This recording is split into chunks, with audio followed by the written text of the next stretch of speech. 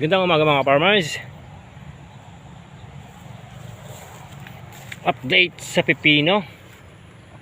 Mega Safe 1. No, ano ba ang sikreto? Paano mapahaba ang buhay ni cucumber? Bali 9 harvest na tayo bukas.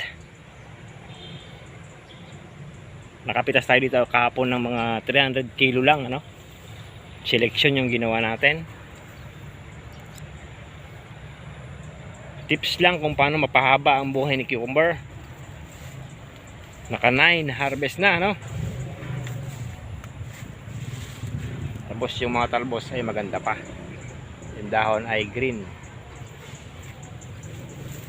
Wala namang sikreto yung pagpapakain o yung pag-abono.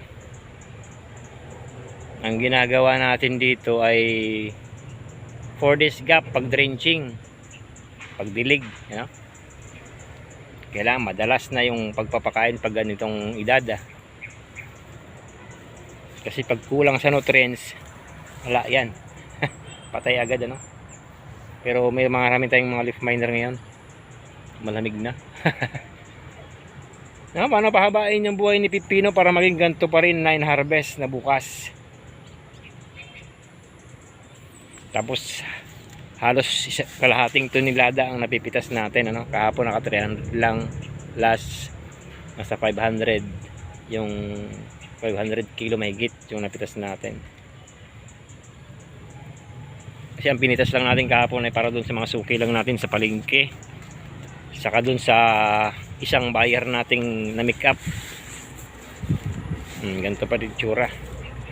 Marami pa rin malalaki dito. Ayan, oh, para bukas. Saka sa spray, no, kahit weekly ang spray dito pwede. Actually papakain tayo ngayon, kahapon hindi natin natapos. Saka yung patubig, importante yung abono every 4 days o 5 days, okay lang. Mga bagong talbos, importante yung patubig, ano, para dumami ang bunga. Kasi hindi pwede yung kulang sa tubig ang pipino, matakaw sa tubig ang pipino. Bunga natin ay ganyan, no?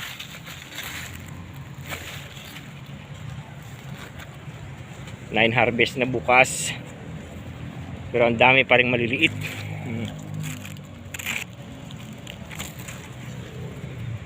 Marami pa ring bulaklak. Karamihan kasi sa ating mga nagtatanim ng pipino, madalang yung abono nila. Yung pag-abono nila ay napakadalang, ano, isang beses kada isang linggo lang o 10 days pa nga yung iba.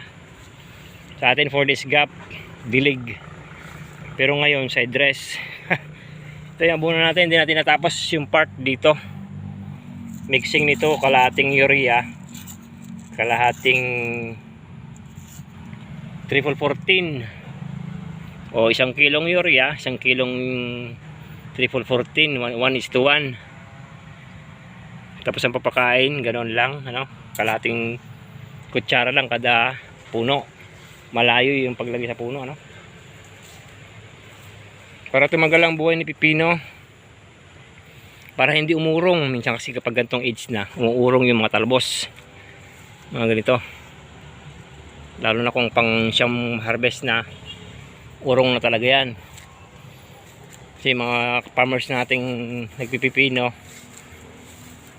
ay hanggang 6 na pitas, 8 pwede naman pahabain, ano, sa pagpapakain lang, abono lang, spray, patubig. Yun yung mga dapat gawin para umaba ang buhay ni pipino. Na tips lang natin dun sa mga magtatanim ng pipino.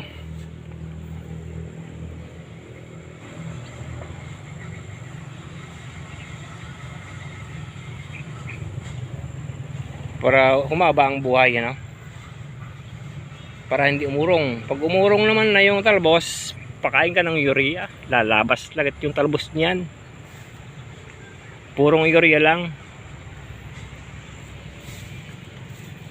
Ngayon baka yung update natin kasi mag-aabono pa tayo, hindi natin natapos kahapon.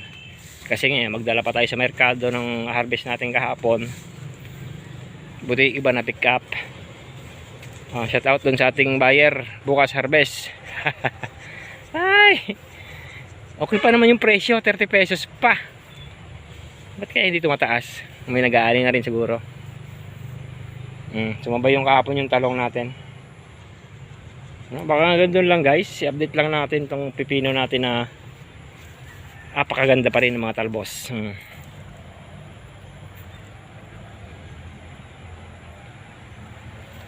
Abot pa to hanggang bagong taon.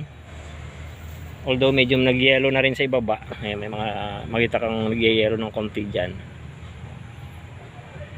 Mangyari talaga, mag-yellow talaga yan kasi medyo tumatanda na rin, dumadami na rin bunga. Pero sa taas gumaganda. Thank you.